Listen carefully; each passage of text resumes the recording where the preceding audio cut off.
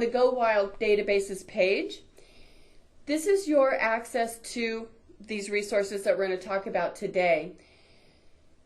Here in the center it says Browse All Resources, and you'll notice that we have put topics in there. This means that you can access these resources without always having to remember the name of the database, the electronic resource.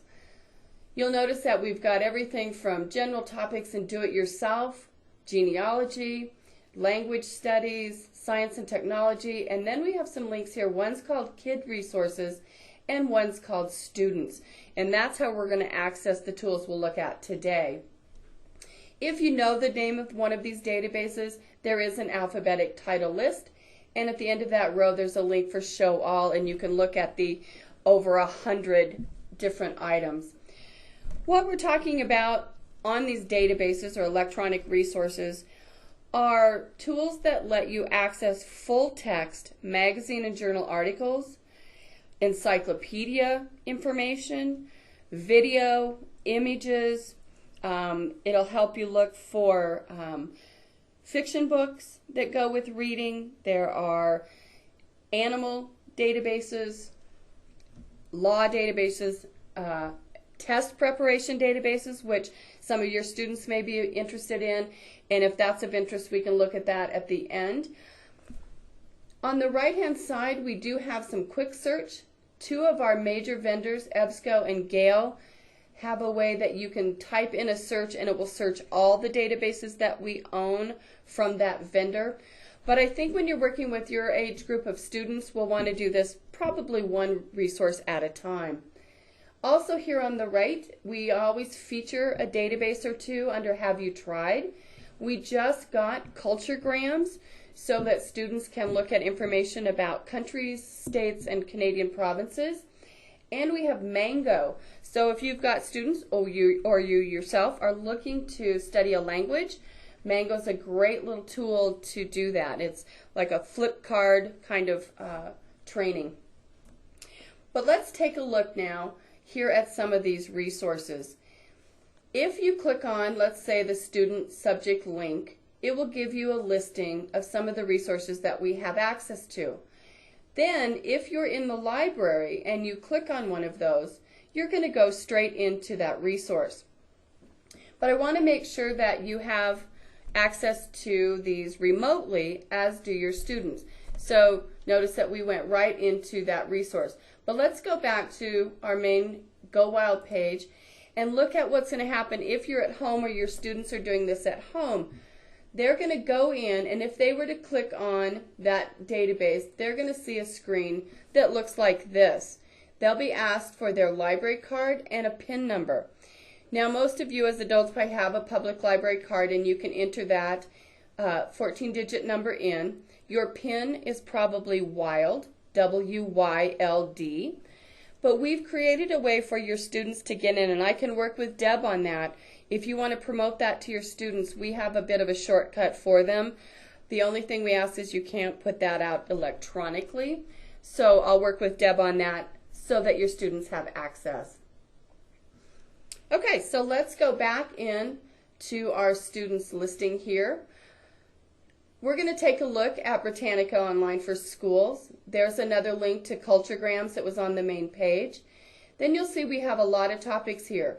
Global issues, there's Chimex Animal Life, history, kid info bits for the younger kids through grade 5, upper level literature resources, two that will be hitting the age group you work with, because with your 8th grade, that middle bunch of kids, they kind of fall on a line that goes both to the high school ones and the middle school junior high ones. So MAS Ultra and Middle Search will be ones they'll be looking at. I'm going to scroll farther down here, and we're going to look at a couple there, and one of them is Student Resources in Context. Notice that it has a little description here and a search box. So once they're familiar with the database, we'll go in and look at that. You can do your search from right out here. You don't have to go all the way in. But let's go in and take a look at the first one of these. Because of the variety of searches that some of you were working on, from the Holocaust, fashion, the 40s, the 30s, Civil War, We're going to look at a couple of these general databases where you'll be able to find information for all of those topics. This particular database, Student Resources in Context, is one of the Gale databases, and they're in context. They've created these kind of portal sites for research. If we scroll down, you'll see that they've divided it up. You can look at information on biography, government, literature, social issues, science, history, and geography. They always, on the in context pages, give you 3 different items. And you know that there's going to be more, so always look for the View All. So if we wanted to look at one of these, so for example, let's look at down here at the literature and look at the Adventures of Huckleberry Finn. On this in context database, then they've created another kind of portal gateway page. This one on Huckleberry Finn. At the top, there's information about Huckleberry Finn and a View More link, so you can get more information about the writer, the book itself, the history. And as you scroll down, on the right, you'll see that they do some quick facts. They always have that. On the left, if there are videos or images or audio, that's all listed there. And if you keep scrolling down, then you get to critical essays and reference, magazines, news items, whatever's appropriate to that particular topic. And again, because we're in context, they give us 3 items, for example, under magazines there. But to see all of the magazines, you click on View All. So what this is doing is giving them a topic that they can follow all the way in. And now we're to a list of magazine articles. Most of them will be in full text. And you scroll down, there's your magazines.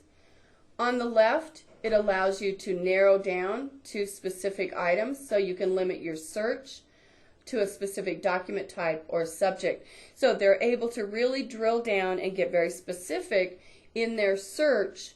If they have, for example, too many magazine hits, you can keep narrowing that item. I'm going to go back out to the home page of this Student Resources in Context, and let's work on one of the topics that you'll be dealing with, and that's probably under history here. So I'm going to click on View All. For Huckleberry Finn, we just selected one of our items, but now I'm going to get our entire list. What we've got here is the list of their topics under history. So if you were looking for and working on the 1930s, the 1940s, they've created a portal page for those. We've also got a lot of other topics here, great variety, everything from Alexander the Great to Pearl Harbor, and there is a page here for the Holocaust. If I click on that, again, we're going to see one of those portal pages like we saw when we looked at Huckleberry Finn. So they've already created and brought together information. So we've got images, we've got information about the Holocaust, audio, video, and then we scroll down. Again, we have all of our research material here. We can go into the magazines again by clicking on the View All. There are websites that they've put together for these different subjects. Or we can go into the reference material, which I think for a topic like this is going to be very useful. When we get to our list of reference items here, on the right-hand side, it tells us what sort of item it is. We've got critical essays, topic overviews, and to the far right of that, there are triangles and circles. This is going to tell you the triangles, it's advanced content, so a more advanced reading level. The green one, a more basic content. So that can help you as you guide students to this material as well, getting them to more to a level that they can use. Then again, on the left-hand side, we can limit these searches to specific things, subjects or item types. I'm going to scroll down here and let's look at one of these. Let's look at the one on Anne Frank out of the Encyclopedia of World Biography. So here's our information from the encyclopedia. If I scroll down, you'll notice that we have it in full text. It does have a text-to-speech functionality, and on the right, this can be printed, emailed, saved, downloaded, and there is citation information here. If you want to go back to all of your results, you just click on View All. And that brings me back to all those reference material items. If I click on Topic, it will take me out to that main page on the Holocaust.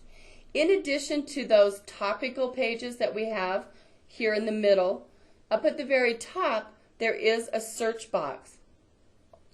So I can type in a search. For example, I can put in Tolstoy, and notice it has an autofill. So if you've got a spelling issue or a variety of different people with that name, you can come in and select that from that drop-down menu.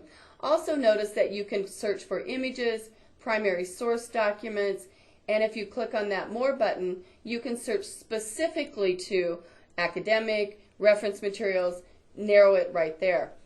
Now, because I did a search there at the top, it doesn't always mean they've created one of those portal pages. You'll see that we have just a list of material items here. We don't have that added content. So you're going to get both in this resource. Because it is in context, again, we have 3 items here, but notice it doesn't say View All. So you'll have to watch that with the students and let them know to see all of the reference items for Leo Tolstoy, you have to click on that header. So I'm going to click on that so I can see the additional, there's 34 items, not just those 3. So watch that when you're working with the students in this particular database. Okay, I'm going to go back out to our Go Wild Databases page, and let's check out another one. I could either click on the students link like we were in before, or I can use the alphabetic. This time I want to look at Britannica Online for Schools. Because of the sorts of topics that your age group will be looking at, Britannica is a great resource. Under Britannica for Schools, we have the elementary, middle school, and high school versions. We can go straight to the middle school edition, or if you want to see what's available, because again, your students are kind of on that cusp between the middle school, high school level, there's a box here that lets you search all levels. So we could go in here and put in our search. So for example, I could put the 1920s, and I can search all levels. What it will do then is bring my results back in columns. So I've got a column, here's the high school version, middle school, and elementary school. And that lets me scroll through and see which ones have the most information I might want, or the ones most appropriate. So here in the middle, on the middle school one, there's a section called Prosperity of the 1920s, and it brings me into the Compton's Encyclopedia, which is the middle school version, and there's my information about the 1920s. Notice on the left-hand side, I have a table of contents, and if I scroll down, it has an arrow on this section where we are within the encyclopedia. So I can read this information. I can also select something else in the table of contents. For example, Worldwide Depression and War, 1929 to 1949. I know you can't read that, so I'll just read that off to you. And it brings me into that section of the online encyclopedia. Notice that I also have images here. I have links to go to other sections within the encyclopedia. Some of the images have a little magnifying glass so you can move around the image, or you just click on that image and bring it up. And they can print this page out or email it to add it to their report, the research they're working on. I'm going to go back into the encyclopedia piece. Another thing that they have in this resource is if the students come across a word that they don't know, hold your cursor over that word. So I'm holding my cursor over the word repealed, double click, and it will open up a little Webster's Dictionary box with the definition of that word. Because it's in a separate window, I can just close that out and come back to my resource. At the bottom, it's very small. Often students miss this. There is a link to go to the next page so you can move forward and back. And at the bottom of all the Britannica online resources is how to cite the page. It lists it in MLA and APA styles. Okay, I'm going to go back up here and click on Britannica Online Schools. At the bottom, you'll see that there are teacher resources. You can access information using the curriculum standards. There are also some materials for students and for teachers here, so you might check out those links. I'm going to come up here to the middle school version and click on View This Level. Because once you go into a specific version, you'll see that there's a lot of material here available to you and to the students. The search box at the top, where we could enter any kind of search, of course, to launch into the text of the encyclopedia, or the next box down says Explore Topics. You can come in and click on Language Arts, for example, and browse this particular topic. So I could look at forms and genres under literature, language arts, and go into poetry, and now it will bring me into the encyclopedia. To go back, I come up to the band at the top, and I'm going to click on middle school. So you'll see that you can look at materials, drill down into topics under Explore Topics here.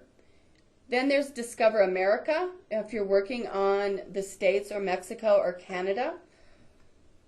On the left are features. They have a world atlas here. A great feature if you've got students studying countries, where they can select countries, bring them up side by side with their information about population, their flags, their monetary information, things like that. There's a listing here for biographies that appear in Britannica, a dictionary, a great thing called Britannica Timelines. So with a lot of the topics you're looking at, you can select art, for example, daily life. If I click on daily life, then it brings up this incredible timeline. Notice the timeline across the bottom here, and I can slide that up. So we were looking, say, at 1945, 1940s. It brings up information, events at the top. So 1944, United States Congress passes the Servicemen's Readjustment Act. If I want to learn more about it, I click on Learn More. It takes me into the encyclopedia.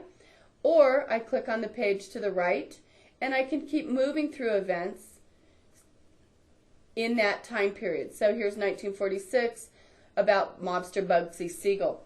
So you can move through this timeline, either in all these topics here at the bottom, move the bar across the time, and then work your way through these little tidbits on the timeline. It's a separate window, so I can just close that out. Also under the features, they've added this new one where students can create their own timeline. So they can add information to that, pull information from Britannica, and create their own. There's also a media collection now that they've added. So just to enhance all the things that students are finding, here are the topics under the media that they have available. So you might check that out.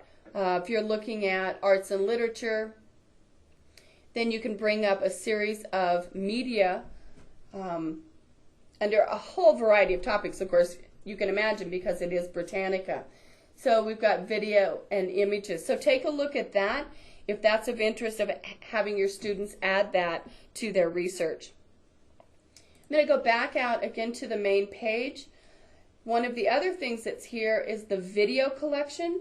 You can add, both for your classroom work or students doing their reports, they have little video clips for more of a homework help. So if I went into the one, for example, on mathematics, and I could click on right angles. Now you're not going to see the video because this is, it doesn't go over the webinar software. You'll see a black box. Sides that make the angle are perpendicular. This symbol shows that an angle is a right angle. But you get a video and audio to help students with particular homework pieces. However, if you go to the other part under the video collection, there are extended play videos. So if you want to bring some of this into your classroom, there are under Arts, American History, World Studies, Geography, and Science. So if we went under World Studies, we can go into that History Happened Here series. And here's this complete series under that, from the Battle of Gettysburg, the Panama Canal, D-Day, and you'll see these are 10 minutes long. Some of them are up to, I think, about 30 minutes long. but these videos can be shown in your classroom. The students can use them. You can add this to information that you have them looking for. Again, these won't play over the webinar software, so if you want to look at those, Deb can bring those up when we're done here this morning. I'm going to leave Britannica now, and we're going to continue our little whirlwind tour here. And I'm going to continue with some of the items available to students, both listed in the student one or under kids resources here under subject. And the first one I'm going to look at, and I'm just going to go to the M's here, I'm going to look at one called Middle Search. This one again is a database, research database geared towards the middle school, junior high students. All the EBSCO databases look like this, so if you're teaching a student how to use them, then they pick another one by this vendor. It'll all look the same, so it'll all search the same, which is really nice. I'm going to put in, let's look at Holocaust on this one and compare it to what we saw on the student resources. When we get into this particular database, Middle Search, down the center are our articles. On the right, we've got some images. And on the left, like we've seen before in the Gale database, is we can narrow it by these different source types. If I click on subject, I can focus this subject more, or I can limit it to a specific publication. The articles down the center, there's basic information here in the middle, but rather than having to click on the title, go in, see if it's appropriate, come back out, there's something here called the preview icon. If I hover my cursor over that little magnifying glass on the piece of paper, it pops the abstract up. So you can read about that item, see if it's in full text. Notice it says HTML full text before I even click on it. So it keeps I think it limits some of the frustration for students. You can also tell if it's full text here in the band. So number 2 is available in HTML as well as PDF. So the PDF, you're going to get whatever images were available with that particular document. You'll also see within this information that they include the Lexile reading scores. So if you're working with a student and you know kind of a Lexile reading range, that's going to be helpful as well.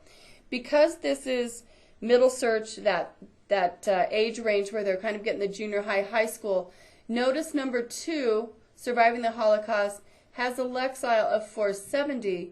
The next one, Africa's Other Holocaust, has a Lexile of 1290. So this particular resource is going to have a big range of Lexile reading levels. So watch that when you're helping a student out. You're going to get a big range here. If we want to narrow here on the left-hand side, I can look at these subjects and click on Show More, for example. And now I could look at, if I wanted to just look at articles on the memorials, I update that, and now it's going to limit the number of results I have down to 38. If I've looked at those and I want to go back to my original search, notice here on the left there's a little search box, little breadcrumbs. I can take off my limiter, Holocaust Memorials, by clicking on the X next to that subject, and it will bring me back to my original search of 1,100 items. To go back, I can to do a new search, I can just come up here to the top, type in a search, or click on that EBSCOhost button, and it will bring me out to the main page. If you want to narrow to a specific Lexile, because this does have so many, down here at the bottom, under Limit Your Results, you can limit to a Lexile reading range or a specific score. You can also limit to a specific publication. So if you know you want them to search in Smithsonian, you can do that on this resource. It also narrows or recognizes Boolean operators. So if kids are putting in, for example, fashion and decades, it will recognize that as a search term and keep that as a Boolean search. It will also recognize phrases so they don't have to put it in quotation marks. We can access another EBSCO database here by clicking on Choose Databases. And another one I'd like to show you is History Reference Center. I can leave Middle Search checked. I can search all of these at once, multiple databases, Or I can just click on History Reference Center, take middle search off, and now I'm going to go to a different resource, and notice here at the top I have History Reference Center. The reason I'm showing you this one, what's different about History Reference Center, we can do a search here in the search box, but down here under Limit Your Results Now, we have something called Timeline. What's great about this, if students are researching a time in history, they may not already know the players or the dates. I can come into this timeline, scroll down, and notice, for example, I can click on Civil War and Reconstruction. I don't have to put, anything in my search box. I can come up here to the top, and now I can click on Search, and it will launch a search specifically on the U.S. Civil War.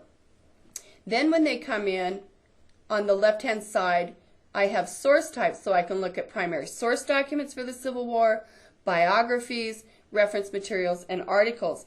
So it lets them find out a lot about a time period in history without having to know something ahead of time. So that's that timeline there.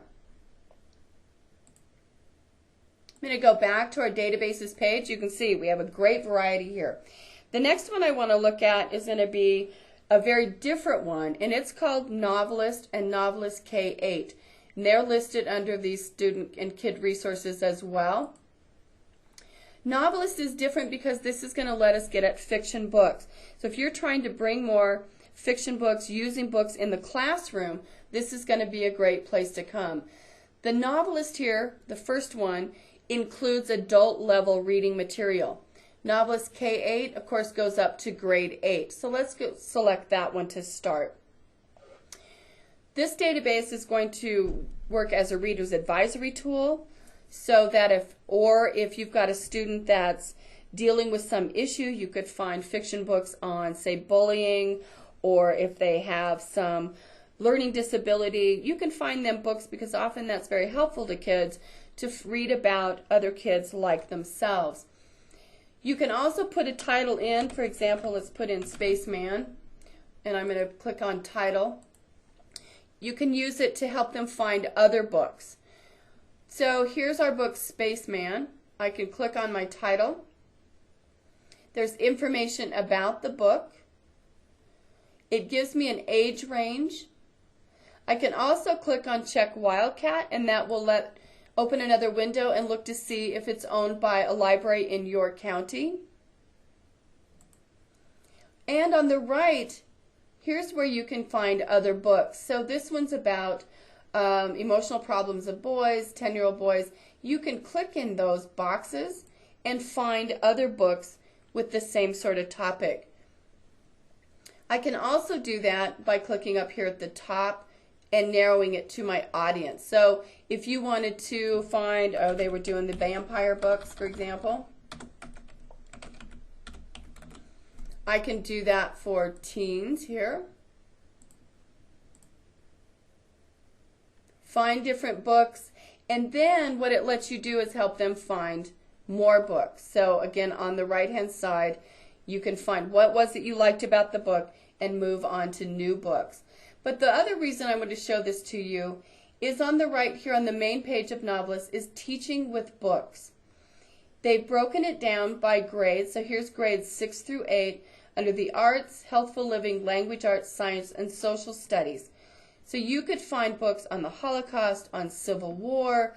They've also created these lists for you of books under world conflicts, 50 states, Mexico, Iran, Afghanistan. So a great way to bring some fiction books into the classroom and what you're teaching. And that's Novelist. I'm going to come back out and let's come back to our students list. I'm going to browse the students list. We'll look at the kids list, and then I want to show a couple more and some other information, and then I'll take some specific questions because I think, do we have till 8:50? Is that right, Deb? 8:58. Oh, okay, good. So here's what we have under the student research list. Let's look at it a little more carefully. I did a quick browse at the beginning. Here's the Britannica Online, the public library version and the school version. There are some great other tools under the public library edition. So if you're interested in what you're finding in Britannica Online, look at both of those versions. CQ Researcher, Global Issues in Context, a database called SIRS, let me scroll down to that, and Opposing Viewpoints are all resources that students can use if they're trying to learn how to present a viewpoint paper, look at pros and cons. Those are really great tools as they learn to do that. We talked about culturegrams briefly. That's a new one to our suite of databases. Let me open that one up for you if students are looking at cultures. There's a World Edition, the Kids Edition, the States, and the Canadian provinces. What's really wonderful on the Kids Edition is that they can come in, select a country. So let me use that drop-down menu. You can use the map as well. You can scroll through all these countries. So let's grab Iceland, for example. But what they're going to see here that's different is that on the left, games and sports, holidays, foods, schools, and a section called Life as a Kid. So they talk about what kids do in that country. But they also include the government, the money, economy. They have facts about the country, learning words in the language. You can also often hear a recording of their national anthem. So this is a really great resource here called Culturegrams. Again, there was a segment for adults, for the states, and for the provinces. So if you get a chance, take a look at that one. I think it's really great. And I'm going to go back to our students list here. Let's work our way down just a little bit on our little general tour. These are really worth, as this is trying to load here, worth looking at and going over the variety that we have, because as you can see, we have a lot of age ranges. We have a lot of different topics. The In Context from Gail, so another global issues. If you've got students working on anything to do with the animal world, this is an incredible database called Chimix. Even though it's GRZ, it's pronounced Chimix. And you'll see that you can look up under mammals, reptiles and birds, amphibians, fishes, invertebrates, information about biomes, and evolutionary thought on our world. So let's just look at, if you went into birds, for example, what's really great here is you're going to get incredible images, great information, and a lot of them have audio. There is a text-to-speech here on this column. So here's what is birds, table of contents, and incredible illustrations and photos. So you can bring up different images. So an incredible one to look at if you're working with in the sciences or just looking at our world and they want to add this if they're studying Africa, for example. This would be another great tool in addition to the culturegrams. The world cultures under the Gale databases is to add this in the animal life. Another one that they might be interested in using with the kind of topics that you have is one called SIRS. This one is developed by teachers and librarians and folks in the different fields for students doing research. We have a variety under SIRS. The issues researcher lets them get at issues of the day. There is Government Reporter, which if you're doing historical research, gets at some historic government documents. There is SIRS Renaissance, which focuses more on the arts and humanities.